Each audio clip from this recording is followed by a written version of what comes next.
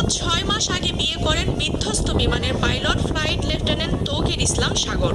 ২১ জুলাই সোমবার রাজধানীর উত্তরায় মাইলস্টোন স্কুল অ্যান্ড কলেজে বিধ্বস্ত হওয়া বিমান বাহিনীর প্রশিক্ষণ যুদ্ধ বিমানের পাইলট ছিলেন তিনি।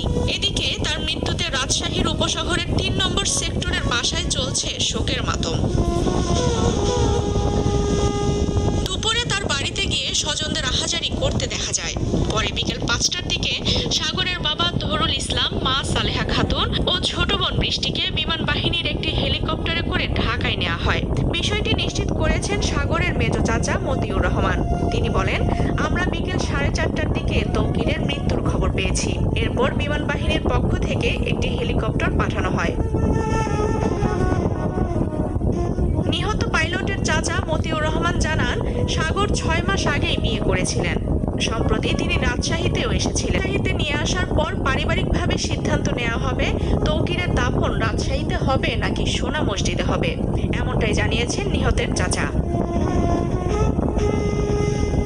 জানা গেছে, এটাই ছিল ফ্লাইট লেফটেন্যান্ট তৌকিরের প্রথম সোলো ফ্লাইট ট্রেনিং।